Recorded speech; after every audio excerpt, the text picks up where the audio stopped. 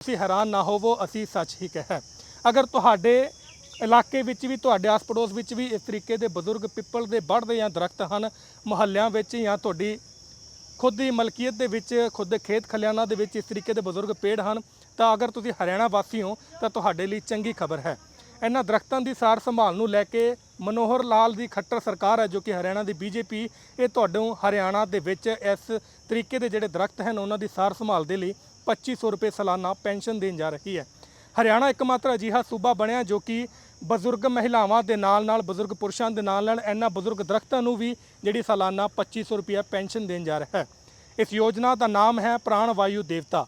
ਇਸੇ ਮੁਹਿੰਮ ਦੇ ਤਹਿਤ ਤੁਸੀਂ ਕਿਸ ਤਰੀਕੇ ਨਾਲ ਇਸ ਨੂੰ ਅਪਲਾਈ ਕਰ ਸਕਦੇ ਹੋ, ਕਿਸ ਤਰੀਕੇ ਦੇ ਜੋ ਮਾਪਦੰਡ ਹੈ ਤੁਸੀਂ ਪੈਨਸ਼ਨ ਲੈਣ ਲਈ ਜੋ ਸਰਕਾਰੀ ਕਾਗਜ਼ਾਤ ਇਸਤੇਮਾਲ ਕਰਨੇ, ਇਸ ਰਿਪੋਰਟ ਵਿੱਚ ਅਸੀਂ ਵਿਸਤਾਰਪੂਰਵਕ ਜਾਣਕਾਰੀ ਦੇਵਾਂਗੇ। ਇਸ ਤੋਂ ਪਹਿਲਾਂ ਜੇਕਰ ਤੁਸੀਂ ਸਾਡਾ YouTube ਤੇ ਸੱਚ ਕਹੂੰ ਚੈਨਲ ਸਬਸਕ੍ਰਾइब नहीं ਕੀਤਾ ਤਾਂ YouTube ਤੇ ਟਾਈਪ ਕਰੋ ਸੱਚ ਕਹੂੰ पंजाबी ਅਤੇ ਚੈਨਲ ਨੂੰ सब्सक्राइब करके बेल आइकन दब के पाओ लेटेस्ट अपडेट सब तो पहला। इस योजना के बारे में अधिक जानकारी के लिए हम वन मंडल अधिकारी के पास सिरसा में मौजूद हैं। नवल किशोर जी हमारे साथ मौजूद है। नवल जी, सबसे पहले इस योजना के बारे में बताएं संक्षेप में। इस योजना का जो पूरा नाम है वो है प्राण वायु देवता।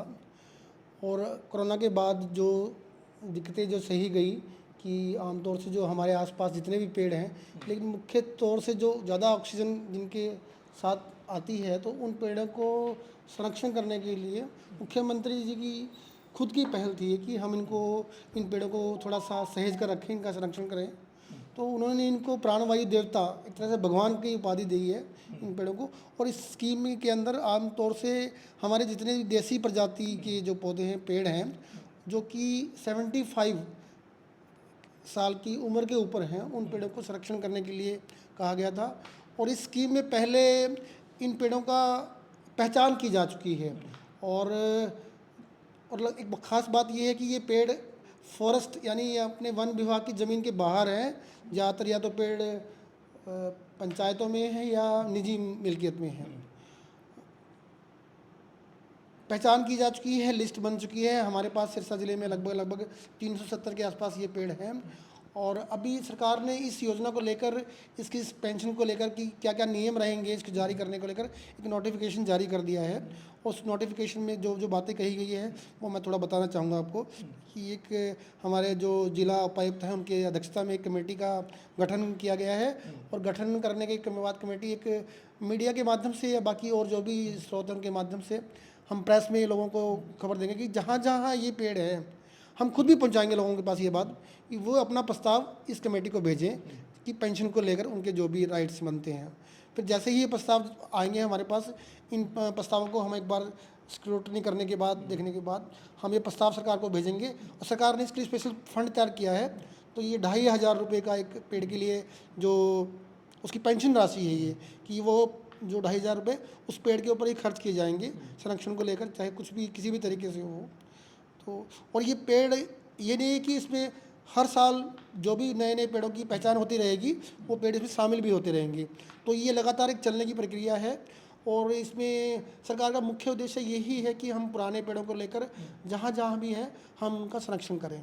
नवल जी, लगता है प्राण वायु देवता जो योजना है, जो आमतौर पर अनर्गल जो कटाई कर देते हैं बुजुर्ग दरख्तों की, बुजुर्ग वृक्षों की, ये कहीं ना कहीं रोकथाम साबित होगी ये मुहिम? मेरा मानना है कि अगर जैसे हमारे घर में बुजुर्ग होते हैं तो सरकार ने उनके लिए पेंशन योजना शुरू की है, तो उनको थोड़ा सा राहत मिल रही है और उनकी देखभाल ढंग से हो रही है।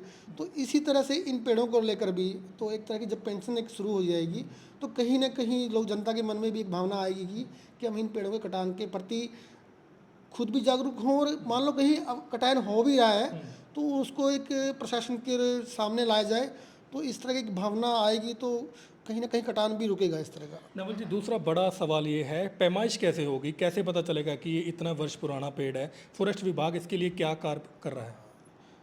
एक्चुअली इसमें बड़े जो वैज्ञानिक तरीके हैं वो कार्बन डेटिंग वगैरह उस तरह का इश्यू नहीं लिया गया हमने। लेकिन जो फॉरेस्ट्री में एक कुछ सिखाया जाता है हमारे लोगों को कि एक जो मोटाई है पेड़ की और जनरल एक अपीयरेंस से भी, या फिर जो हमारे पास जो गांव के जो इंडिजिनस नॉलेज जो गांव के बारे में रखते हैं कि जो बुज़ुर्ग हैं वो हमें बताते हैं कि हाँ ये पेड़ उनकी उम्र से ज़्यादा है या वो तब से वो देखते आ रहे हैं इन सारी जानकारियों से हम ये पता लगाते हैं कि इस पेड़ की उम्र कितनी है, और बस इन सब बातों से ही हम उस पेड़ की उम्र पता करके उसको इस स्कीम के अंतर्गत लाने की कोशिश करते हैं। तो ये सर सालाना पेंशन होगी या प्रति माह मिलेगी? ये सालाना पेंशन रहेगी और इसमें बढ़ोतरी हो रहेगी, ये लगातार लगातार बढ़ोतरी रहेगी। और अगर पंचायत है तो पंचायती खाते में जाएगा, अगर मिल्कियत है तो जिस आदमी की मिल्कियत ज़मीन में है ये उसके खाते में जाएगी राशि है। तो सर ये हरियाणा पहला राज्य बना है कि कहीं और भी ऐसी योजना चल रही है? मुझे लगता है ये हम इस मामले में इस तरह की पहल करने वाले पहले राज्य ही हैं, मुझे जहाँ तक मुझे जानकारी है। आखिरी सवाल सर, सिरसा में कितने चयनित आपने पेड़ जो हैं वृक्ष चयनित किए हैं?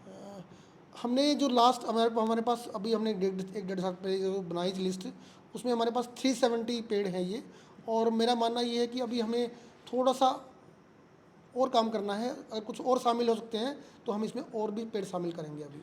तो ये थे हमारे साथ नवल किशोर जी, वन्य मंडल अधिकारी हैं। इन्होंने बताया कि हरियाणा एकमात्र देश का ऐसा प्रदेश बना है जहां प्राण वायु देवता योजना के तहत, जहां बुजुर्गों को तो आपने पेंशन मिलते देखा होगा, लेकिन अब हरियाणा के जो परंपरागत जो पेड़ हैं उनको भी हरियाणा सरकार सालाना 2500 रुपये की पेंशन दिया करेगी ताकि उनकी अच्छे ढंग से सार संभाल हो सके। सुनील वर्मा के साथ मैं रविंद्र रियाज, सच कहूँ। देश दुनिया ਦੀ तमाम खबरों ਨਾਲ जुड़े रहने ਲਈ सब्सक्राइब करो YouTube ਤੇ सच कहूँ पंजाबी चैनल।